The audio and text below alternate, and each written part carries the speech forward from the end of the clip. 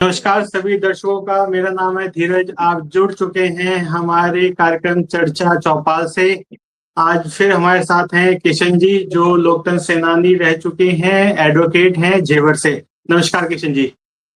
प्रणाम। तो किशन जी, जिस तरह से देश की राजनीति बदल रही है, आपने देखा होगा नए नए मुद्दे सामने आ रहे हैं, तो उन्हीं पे थोड़ा आपकी राय, थोड़ी जानकारी लेने के लिए आपको जोड़ा आज हमने।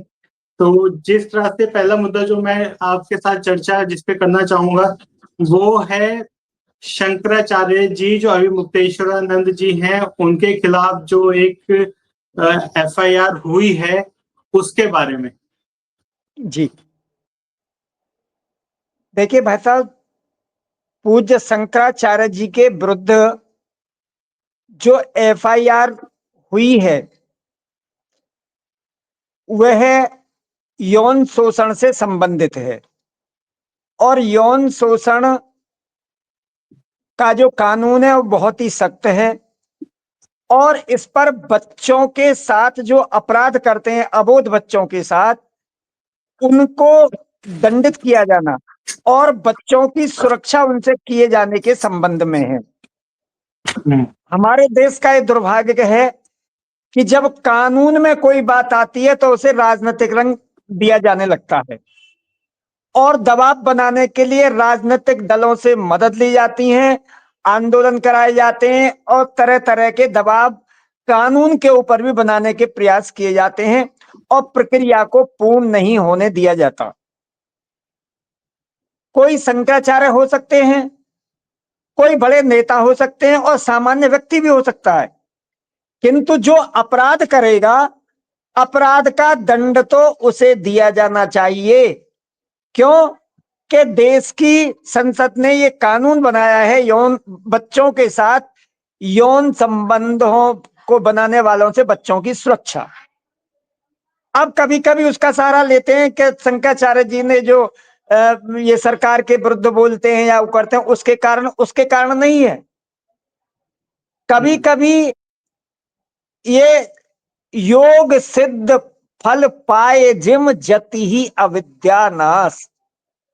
योग और सिद्धियों की प्राप्ति हो जाने के बाद भी जति को अविद्या भ्रष्ट कर सकती है, और वो उसे उसके मार्ग से हटा सकती है। क्योंकि मुक्तेश्वरानंद जी जिस प्रक्रिया से शंकराचार्य बने वह सनातनी प्रक्रिया तो है ही नहीं। और फिर किसी संत के ऊपर कोई उंगली उठा दे, ये दुर्भाग्य की बात है। संत तो संत, पूज्य अडवाणी जी के विरुद्ध एक छोटा सा एक हवाला का केस आया था, उसमें उन्होंने गृह मंत्री जैसे और देश के प्रधानमंत्री जैसे पद से इस्तीफा दे दिया और हट गए। पूज्य शंकराचार्य जी चांदी की कुर्सी पर बैठते हैं, चांदी के सिंहासन पर बैठते हैं, जो हमारे धर्म का आसन है। कोई आरोप अगर इतने उच्च श्रेणी के व्यक्ति पर आता है तो पहली बात तो उन्हें उस आसन से नीचे बैठ करके पृथ्वी माता का सहारा लेना चाहिए, क्योंकि आरोप बहुत खतरनाक है। और उस आरोप की पुष्टि मेडिकल द्वारा भी की गई है, ऐसा बताते हैं। मेडिकल में पुष्टि हुई है। अब इससे आगे क्या बचता है? तो मेडिकल अगर पुष्ट करता है तो अपराध निश्चित रूप से हो ही गया, किंतु उसके बाद भी क्योंकि नाबालिग द्वारा जज के सामने अपना बयान अंकित कराया गया है और किसी मेडिकल के भी सपोर्ट की फिर आवश्यकता उसके लिए नहीं रह जाती। ये यदि कोई, पॉक्सो एक्ट की एक धारा है। जी, पॉक्सो एक्ट की धारा है, उसमें अगर अपराध में, क्योंकि जज साहब के सामने बयान दिया गया है और जो पीड़ित है, पीड़ित का बयान ही पर्याप्त है, उसके लिए मेडिकल सपोर्ट की भी आवश्यकता नहीं होती। ये मेरे पास पॉक्सो कानून से संबंधित विधि की ही किताब है। इसमें भी कई केसों में ऐसा कहा गया है।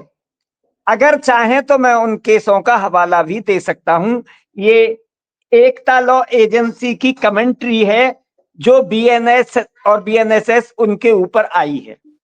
उनमें भी ये पॉक्सो की है, पॉक्सो के ऊपर आई है।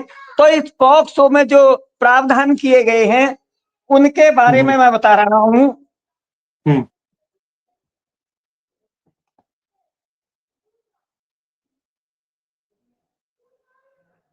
बलात्संग पीड़िता का परिसाक्ष्य कि जो उनका परिसाक्ष्य है वही पर्याप्त है। दूसरे आगे कहा गया है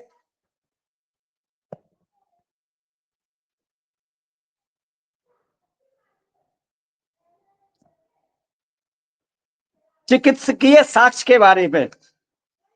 पीड़िता लड़की या लड़का जो भी पीड़ित है के मौखिक कथन का समर्थन चिकित्सकीय साक्ष्य द्वारा किया गया है। चिकित्सा परीक्षा रिपोर्ट और चिकित्सक की अंतिम राय की सूक्ष्म संवीक्षा के पश्चात यह स्पष्ट है कि प्रवेशन का संकेत है। चिकित्सक ने राय दिया था कि वयस्क लिंग या लिंग की तरह वस्तु द्वारा योनि प्रवेशन का साक्ष्य है। यद्यपि फुरेरी विश्लेषण रिपोर्ट नकारात्मक थी, फिर भी मैथुन की संभाव्यता से इनकार नहीं किया जा सकता। इस प्रकार अभियोजन अभियुक्त के विरुद्ध मामले को साबित करने में समर्थ रहा है। इस प्रकार भारतीय दंड संहिता की धारा 448, 376 और इस अधिनियम की धारा 4 के अधीन अभियुक्त की दोष सिद्धि उचित निर्णित की गई। ठीक है, तो जो धाराएं हैं, धारा के हिसाब से पॉस्को एक्ट के अंदर जो पीड़ित है उसकी गवाही बहुत ज्यादा इंपॉर्टेंस रखती है। हाँ, ये ठीक है, लेकिन किशन जी मेरे को आप एक चीज का सवाल दीजिए। तो क्या इस तरह के मामले इतिहास में और अभी भी क्या इस तरह के झूठे मामले नहीं बना जा सकते? नहीं, झूठे मामले वो कैसे होता है? इसमें झूठ सच तो न्यायालय देखेगा। अभी तो ट्रायल भी शुरू नहीं हुआ। जब ये साक्ष्य आ गई और जज साहब ने बयान ले लिए तो अब तो कोर्ट में, क्योंकि परीक्षण, साक्ष्यों का परीक्षण होना चाहिए, और जब साक्ष्य में कोई बात बैठती है और अगर वहां भी पीड़ित अगर अपना बयान इसी प्रकार देते हैं और मिलान हो जाता है तो निश्चित रूप से सजा होगी। ये जो केस मैंने बताया ये तापस दास बनाम त्रिपुरा राज्य है 2021 का, और CRLJ 761 त्रिपुरा में ये वर्णन किया गया है। फिर पीड़िता की फिर दूसरी आती है जी, एक गुल्ली साय बनाम बिहार राज्य 2021। पीड़िता लड़की की चिकित्सा परीक्षा पर चिकित्सक ने अभिलिखित किया था कि योनिछद अक्षत नहीं था। जो मेडिकल होता है उसके आंतरिक अंगों के अंदर जो चोट का एक प्रमुख स्थान होता है लड़कियों में, जो योनिछद होता है, तो योनिछद अगर विदीर्ण होता है तो मेडिकल की सपोर्ट हो जाती है। किंतु अगर लड़का है तो अब तो ये माननीय उच्चतम न्यायालय ने ये भी व्यवस्था कर दी है कि प्रवेशन अंतः हुआ हो या ना हुआ हो, आंतरिक भी हुआ हो या ना हुआ हो, अगर स्पर्श भी किया है उसके गुप्तांग पर तो भी अपराध कारित मान लिया जाता है। ये हाँ, ये अभी हाल फिलहाल में इस पे आया था जजमेंट जी। ये है जी, ये है सुप्रीम कोर्ट का ही है, गुल्ली साहब बनाम बिहार राज्य का है जी, 2021 का है। ये भी पटना का, ये भी पटना का है, 2021 का है। तो ये भी बड़ा इंपॉर्टेंट केस रहा है। तो यहाँ ये देखना कि वो गलत हो सकती है रिपोर्ट। ये तो अभी तो ये मान लो अगर रिपोर्ट अब उन्होंने उसमें जो इन्वेस्टिगेशन में कलेक्ट करी होंगी एविडेंस, उसमें उन्होंने जो DNA टेस्ट के लिए भेजे होंगे, कुछ प्लेट्स भेजी जा सकती हैं और मेडिकल में ना भी आता है और पीड़ित कहता है, तो पीड़ित के कहना जो है बात प्रमुख मानी जाएगी, क्योंकि घटना उसके साथ हुई है। जब वो जो साक्षी है वो साक्ष्य दे रहा है कि मेरे साथ ये घटना हुई है, तो ये दंडनीय अपराध की श्रेणी में आता है। अब कोई इसे राजनीतिक दल मिल करके इसका ड्रामा बना लें तो ये नहीं होना चाहिए। जो हमारी न्यायपालिका सत्य के ऊपर आधारित है वो गलत नहीं लेगी। यदि उन्होंने कोई अपराध किया है तो उसके लिए दंडित होंगे, ना होंगे तो न्यायालय परीक्षण के बाद, साक्ष्यों की परीक्षा के बाद उचित निर्णय देगा। तब तक इन राजनीतिक दलों को जो अनावश्यक रूप से बातें कर रहे हैं ये नहीं करनी चाहिए। ये न्यायिक प्रक्रिया में हस्तक्षेप है, यह भी एक प्रकार का अपराध है कि किसी अपराधी को बचाने का प्रयास ना करें। आसाराम बापू फंसे हुए हैं, ये सारे धर्म के आज ठेकेदार बन रहे हैं कुछ लोग। जो मैं पक्ष विपक्षी कोई बात नहीं कर रहा, खास करके हमारे विपक्षी दलों के साथी अनावश्यक रूप से धर्माचारी बन रहे हैं और कभी पूज्य शंकराचार्य, कभी बटुक की चोटी खींच ली बटुक के साथ। अब तो बटुक के साथ बलात्कार हुआ है, ये तो बड़ी शर्म की बात है।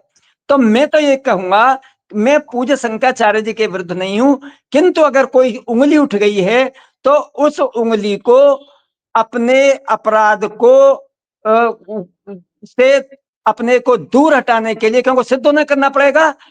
और सबसे पहले शंकराचार्य जी की जो सिंहासन है उसका उपयोग नहीं करना चाहिए, बल्कि पृथ्वी माता पर बैठ करके ही उन्हें तपस्या करनी चाहिए, क्योंकि शंकराचार्य का पद हमारे यहाँ बहुत ऊंचा है। अगर कोई व्यक्ति जिस पे आरोप है उसे स्वयं ही जब तक आरोप से मुक्त ना हो जाए तब तक इस बात का अनुपालन धार्मिक रूप से करना चाहिए, ऐसा मेरा निवेदन। ठीक है किशन जी, आपने इस विषय पे अपनी राय रखी। अब आते हैं हम दूसरे विषय की तरफ। दूसरा विषय है जो हमने देखा कि अरविंद केजरीवाल जी को एक कोर्ट ने जो आरोप थे उनपे जो शराब घोटाला था उससे जुड़े हुए और उनके साथी जो थे, काफी लंबी लिस्ट है, उन सबको उन मामलों से रिहा कर दिया है। तो इसको कैसे देखते हैं आप? इसमें भाई साहब जो कानून की दृष्टि है वो क्या कहती है, जब कोई केस हो जाता है तो उसके स्तर होते हैं, उसमें जांच हुई, आईओ जो भी हो रहे हो, सीबीआई के रहे हो या पुलिस के रहे हो, उन्होंने इन्वेस्टिगेशन किया। जब इन्वेस्टिगेशन होता है तो एक रिपोर्ट माननीय न्यायालय को भेजी जाती है कि हमने ये साक्ष्य एकत्र करके लाए हैं और इन साक्ष्यों पर विचारण किया जाए। किंतु फिर भी उसके अंदर पहले सीआरपीसी और अब बीएनएसएस के अंदर भी व्यवस्था की गई है कि न्यायालय में वो रिपोर्ट भेजेंगे कि इसमें हमारे पास साक्ष्य है, तो पुलिस के पास साक्ष्य आ गई, वो सीबीआई है और कोई हो, साक्ष्य लेते समय जब सबके बयान 164 के हुए, उन 164 के बयानों में गवाहों ने गवाही दी है कि ये इस व्यक्ति पर आरोप हैं। अब जब पुलिस के सामने 161 के बयान दिए गए हैं, उसके बाद जब सबके 161 के बयान ले लिए जाते हैं तो फिर वो रिपोर्ट तैयार करता है आईओ और उसे माननीय न्यायालय के समक्ष भेजते हैं। उससे भी पूर्व एक और प्रक्रिया होती है संज्ञान लेने की। संज्ञान लेने के समय भी माननीय न्यायालय को जो सुन रहे हैं उस केस को, उनको यह होता है कि वो देखते हैं, सरसरी नजर से देखें या देखना गहराई से चाहिए कि ये जो भेजे गए हैं कागज इन पे क्या है। किंतु माननीय न्यायालय में मैं समझता हूं ये प्रक्रिया करवाने में या तो हमारे सरकार के वकील रहे हो कमजोर, या किसी प्रकार का प्रभाव कहीं से हुआ हो। तो संज्ञान लेते अगर अपराध नहीं घटित हो रहा था आरोप नहीं बन रहे थे, तो संज्ञान लेते समय ही माननीय न्यायालय को इस बात पर विचार करने की अपेक्षा की जाती है। उसके बाद फिर अगर न्यायालय वहां पर देखते हैं तो उस स्थिति में भी तो उन्होंने पुलिस ने जब आरोप पत्र भेजा तो आरोप पत्र में जो साक्ष्य आई हैं उन साक्ष्य का वो करने के बाद में पर उस साक्ष्य का अच्छी तरीके से अध्ययन करने के बाद में चार्जशीट तैयार की जाती है और चार्जशीट में लिखकर भेजा जाता है कि इस अभियुक्त के विरुद्ध ये हमारे पास साक्ष्य हैं और इन साक्ष्यों को न्यायालय में तलब किया जाए और इनको दंडित किया जाए। तो लेकिन ये जो न्यायालय ने तो इस केस में, जहां तक मेरी जानकारी है, न्यायालय ने कहा कि चार्जशीट में जो जो आरोप हैं, सीबीआई उन आरोपों के समर्थन में साक्ष्य प्रस्तुत करने में असमर्थ है। नहीं, जब साक्ष्य का अवसर ही नहीं आया अभी तो ये तो साक्ष्य से पहले की प्रक्रिया है जिस पर वो मुक्त किए गए हैं। अच्छा, न्यायालय के अंदर साक्ष्य नहीं आई है, अभी साक्ष्य में केस नहीं आया जहां तक मेरा तो वो है। फिर जज साहब ने ऐसा क्यों उन्होंने ऑर्डर दे दिया? एक एक उसके अंतर्गत वो जो आरोप जब विरचित किए जाते हैं, आरोप विरचित करने पर ये न्यायालय देखते हैं कि इनके ऊपर आरोप बनता है कि नहीं बनता। किंतु न्यायालय को जो पुलिस द्वारा आरोप पत्र भेजा गया है और उस पर भी विश्लेषण करने की अपेक्षा की जाती है। और जब अगर कितनी क्या क्या जल्दबाजी थी, अगर ये देश के हितकार अहित का सवाल है, इतना लंबा चौड़ा घोटाला है, उन्होंने दोष मुक्त नहीं किया है, आरोप से तो मुक्त कर दिया है, आरोप चार्ज नहीं हो पाया है, किंतु दोष है या नहीं है वो साक्ष्य के परीक्षण के समय ही देखा जा सकता है और साक्षी को बुलाया नहीं किसी को। तो न्यायालय से जो राष्ट्रहित के विषय हैं, ये बहुत बड़े घोटाले का मामला है, तो हमारे जो सरकारी वकील हैं, ये हो सकता है कहीं उनसे कहीं कुछ कमी रह गई हो, उसके लिए जो अभियोजन पक्ष है वो माननीय उच्च न्यायालय को अपनी उसमें गया, अपील में गया है। तो उच्च न्यायालय क्या लेते हैं भाई, न्याय अगर कोई राष्ट्रहित का सवाल है या कोई ये नहीं कि जो कागज है उनके आधार पर ही न्यायालय सोचें, न्यायालय को जस्टिस करना है, न्याय करना है। और न्याय जब तक नहीं किया जा सकता जब तक साक्ष्यों का विश्लेषण या जो है साक्ष्यों का परीक्षण नहीं हो जाता।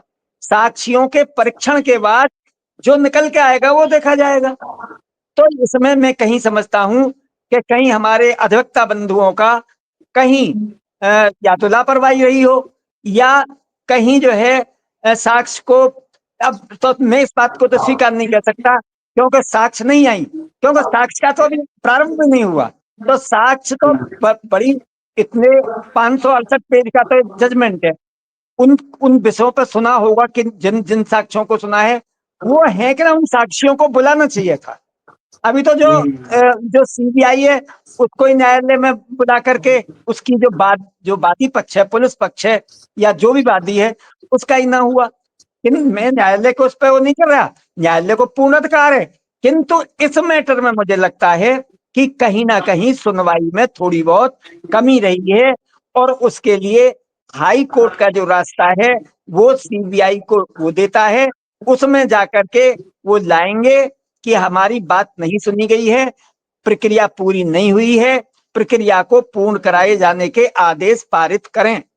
इस प्रकार से हाई कोर्ट से निवेदन किया होगा, क्योंकि मैंने अभी पूरा पढ़ा नहीं है, विजयों को दिल्ली में और हमें थोड़ा सा फर्क पड़ जाए तो जब पूर्ण रूप से जजमेंट, और अब हम लोगों के पास तो एफआईआर चार्जशीट भी नहीं है, तो हम लोगों को चार्जशीट या एफआईआर मिलेगी, हम लोग भी अध्ययन करेंगे और फिर जैसा होगा ऐसा उसके बारे में आपके सामने फिर बताया जाएगा।